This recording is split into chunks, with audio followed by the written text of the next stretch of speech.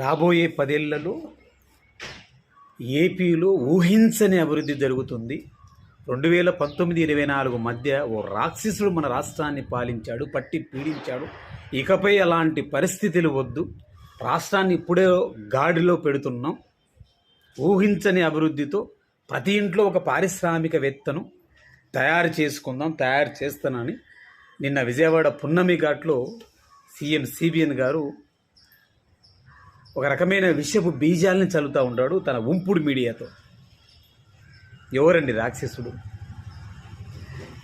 మీరు నిజంగా పాలించి ఉంటే ఎన్నిసార్లు ఎందుకు ఓడిపోతారు?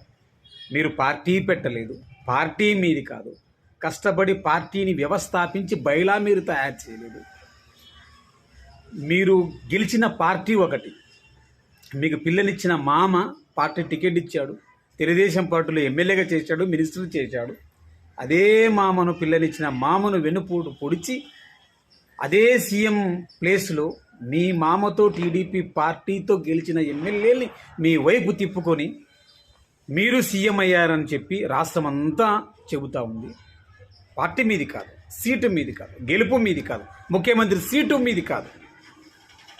2004లో ఓడిపోయారు, 2009లో ఓడిపోయారు, 2019లో ఓడిపోయారు, 1995 నుంచి కూడా ఇదే చెబుతున్నారు. సేమ్ హామీలే. ప్రతి ఇంట్లోనూ ఒక పారిశ్రామికవేత్తను తీసుకొస్తారని అంటున్నారు. 2025 అక్టోబర్లో కూడా ప్రతి ఇంట్లో ఒక పారిశ్రామికవేత్తను అంటున్నాం. మీ ఇంట్లో మాత్రం పరిశ్రమలు పెరుగుతూ ఉన్నాయి. మీ ఇంట్లో మాత్రం మీ కుటుంబానికి సంబంధించిన వాళ్ళకు మాత్రం పదవులు వస్తూ ఉన్నాయి. రాష్ట్రంలో ఎక్కడ మీ తాలూకు అంటూ ఒక ఐడెంటిటీ లేదు. మీ తాలూకు అభివృద్ధి అంటూ, మీ తాలూకు సంక్షేమం అంటూ లేదు. 2019 నుంచి 24లో నరకాసురుడు పాలించాడంట. కాస్తైనా బుద్ధి ఉండాలి సార్. వైఎస్ రాజశేఖర రెడ్డి గారు మీకు మిత్రులు. ఆయన మీకు చేసినన్ని మేలు ఇతరులకు చేసి ఉండరేమో, అంతగా మీకు మీ కుటుంబానికి చేశారు. ఆపత్కాలంలో, కష్టకాలంలో ఎన్నో చేశారు మీకు. అలాంటి మిత్రుని కుమారుడు 3 సంవత్సరాలు రాష్ట్రాన్ని పాలిస్తే జీర్ణించుకోలేని మీరు ఎన్ని రకాల కుట్రలు కుతంత్రాలు చేశారో కేంద్రంతో, కాంగ్రెస్తో కలిసి, మీ ఉంపుడు మీడియాతో కలిసి ఈ రోజు వరకు కూడా.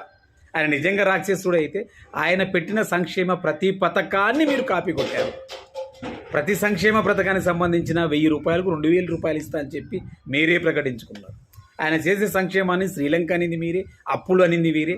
మీరు గెలిచిన తర్వాత మరి జగన్మోహన్ రెడ్డి మీద మీరు చేసిన ప్రతి అబద్ధపు ప్రచారానికి అసెంబ్లీలో మీరే క్లారిటీ ఇచ్చుకున్నారు. మీరు మాట్లాడింది తప్పు అని. ఎవరు సార్ నరకాసురుడు? సంక్షేమాన్ని కాపీ కొట్టిన మీరు.